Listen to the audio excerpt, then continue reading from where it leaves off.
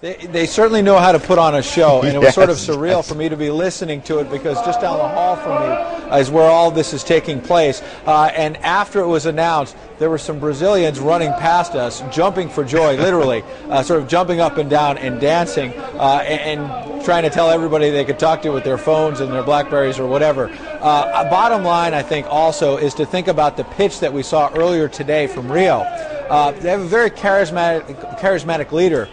In the leader of Brazil, in Mr. Lula da Silva. And when you put him stacked up against President Obama on the world stage, two very charismatic leaders, and I think there are a lot of people around the world thinking that President Obama making this last-ditch effort, flying in, swooping in at the last minute, essentially sleeping on Air Force One so he could be on the ground just for a few hours here.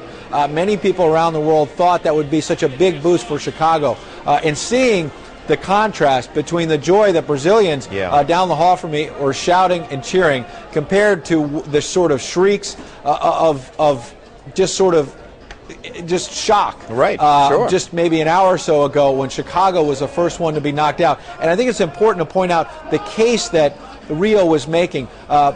President Lula da Silva was saying, number one, that he believes that this would help pull even more people out of poverty in Brazil, that this would bring a lot of economic development, a sharply developing economy there in Brazil, obviously, number one. But number two, also the fact that South America has never hosted an Olympic Games. That was a big part of the pitch, to make it fair, make it equitable, and perhaps that resonated with these IOC members. But finally, there have been a lot of questions, as you know, on the negative side about safety in Rio, about whether they even have enough hotel rooms in Rio, some of the logistics, all that is going to have to be dealt with. But let's face it, they've got 7 years to work that out. Right now, they are celebrating, not just in Rio, but down the hall from me right here, Tom. And you make an interesting point. The president of Brazil is a really charismatic man.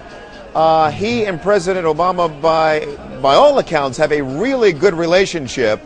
And at some point, it began to feel like, because all of the analysis was that it was Rio and Chicago, and that it was going to come down to the personalities of these two high-voltage leaders. And at the end of the day, Chicago doesn't get out of the first round, and at the end of it all, there is Rio standing tall. And you're right, and I remember just a few days ago back in Washington, I sat right next to the First Lady in the State Dining Room back in Washington, and she was at the White House at a round table with reporters, and she recounted that just a week ago in Pittsburgh, President Obama was sitting down with President Lula da Silva in Pittsburgh at the G20 summit.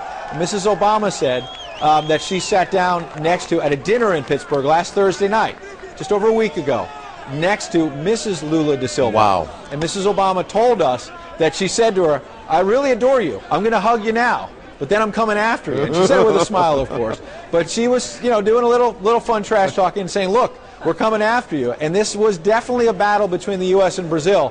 And let's also not forget that at a previous summit, I remember that after the Brazilian soccer team beat the U.S. Soccer or football team, or whatever you call it, President Lula da Silva brought a Brazilian soccer jersey and handed it to President Obama. A little bit of in your face, here, enjoy this Brazilian soccer jersey, Mr. President. Our soccer team just beat yours.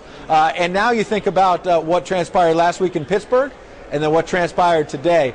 One of the reasons why a lot of Brazilians today are pretty happy.